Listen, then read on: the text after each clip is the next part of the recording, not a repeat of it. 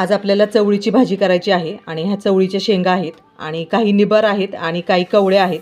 तर ह्या ज्या कवळ्या शेंगा आहेत त्याची अशी देठं काढून घ्यायची आहेत दोन्ही साईडची आणि ह्या सोलून घेतल्या तरी चालू शकतं किंवा कट करून घ्यायच्या छोट्या छोट्या आकारामध्ये असे तुकडे करून घ्यायचे याचे, कारण यामध्ये चवळी देखील बारीकच असते किंवा कट करून घेतले तरी चालू शकतं.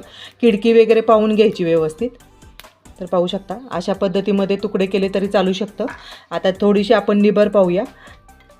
तर पाहू शकता ही निबर आहे, थोडीशी पिवळसर झालेली आहे. तर यामध्ये अशा प्रकारचे दाणे असतात, ते आपल्याला दाणे काढून घ्यायचे आहेत. आणि या सालीचा वापर जर आपण भाजीमध्ये केला चवीला देखील चांगली लागत नाही, म्हणून अशा प्रकारची जर शेंग असेल तर दाणे काढून घ्यायचे असे आणि कवळी असेल तर ती चिरून घ्यायची आणि शेंग नेहमी पाहूनच घ्यायची. पाहू शकता अशा पद्धतीमध्ये आपण दाणे काढून घेतलेले आहेत.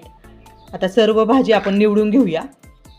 इथे चवळी पाहू शकता मस्तपैकी आपण निवडून घेतलेली आहे आणि छोटे छोटे आपण इथे जे कवळे शेंगा आहेत त्याचे तुकडे करून घेतलेले आहेत आणि बाकीचे आपण सोलून घेतलेले आहेत. पाहू शकता आणि स्वच्छ पाहून घ्यायची. तर आपण अशा पद्धतीमध्ये छानपैकी निवडून स्वच्छ धुवून घेतलेले आहे. मोठे कांदे आपण घेतलेले आहेत बारीक चिरून.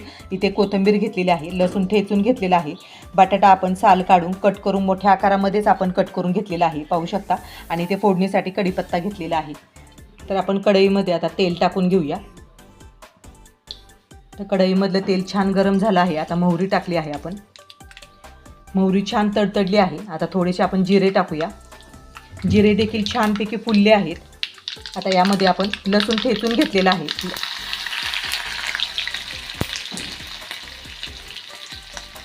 थोडासा कढीपत्ता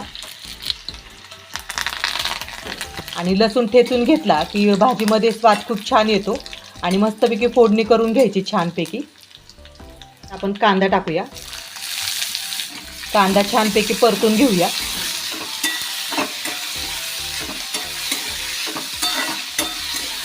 मस्तपैकी लसणाचा खमंग वास येत आहे. लसणाची फोडणी छान झाली की भाजीला देखील छान स्वाद येतो. तर मस्तपैकी कांदा आपण परतून घेऊया.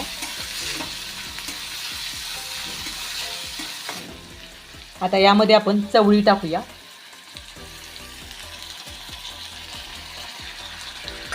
आणि अर्धी वाटी आपण बटाटे घेतलेले आहेत ते टाकूया. छान परतून घेऊया.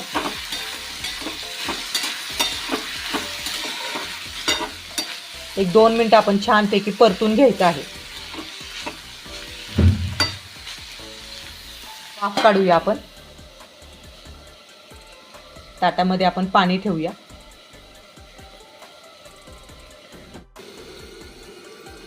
आता एक 2-3 मिनिटं झालेली आहेत. आपण झाकण काढूया. छानपैकी आपण आता परतून घेऊया. आता यामध्ये आपण थोडंसं आलं, लाल तिखट, थोडीशी हळद, थोडासा गरम मसाला परतून घेऊया. सुगंध येत आहे, पण मसाले वापरलेले आहेत. तर छानपैकी सुगंध आलेला आहे झणझणीत असा. तर छानपैकी भाजी ही परतली गेली आहे. आता यामध्ये आपण पाणी टाकूया.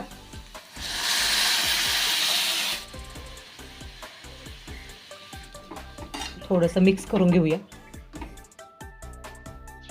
इथे आपण कस्तुरी मेथी घेतलेली आहे पाहू शकता आणि ही घरीच केलेली आहे. आपण व्हिडिओ टाकलेला आहे मी. तर छानपैकी कस्तुरी मेथी कशी बनवायची घरच्या घरी तर ते व्हिडिओ तुम्ही पाहू शकता. तर आपण कस्तुरी मेथी चुरगळून टाकूया थोडीशी. भाजीमध्ये स्वाद खूप छान येईल. चवीनुसार आपण मीठ टाकूया. थोडंसं मिक्स करून घेऊया. अगदी झटपट होते आणि चवीला खूप छान लागते ही भाजी. आपण यामध्ये कस्तुरी मेथीचा आणि लसणाची आपण छानपैकी खमंग फोडणी केलेली आहे. त्याच्यामुळे भाजीला एक वेगळी छानपैकी चव येते. मस्तपैकी झणझणीत अशी भाजी होते. झाकण ठेवूया आणि एक 5 मिनिटं छानपैकी वाफ काढूया. पाहू शकता मस्तपैकी आपली भाजी इथे तयार आहे. आपला बटाटा देखील छानपैकी शिजला आहे आणि चवळी देखील छानपैकी शिजली आहे. पाहू शकता तरी देखील भाजीला खूप छान आली आहे. आता वरून मस्तपैकी थोडीशी आपण कोथिंबीर टाकूया.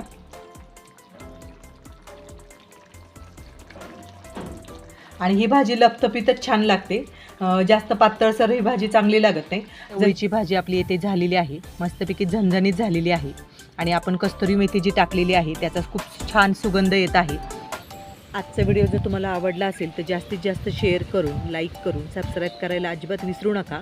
आणि भाजी आवडल्यास नक्कीच लाईक करा आणि कमेंट्समध्ये नक्की सांगा की भाजी कशी झाली आहे आणि एकदा तरी अशा प्रकारची भाजी करून पहा.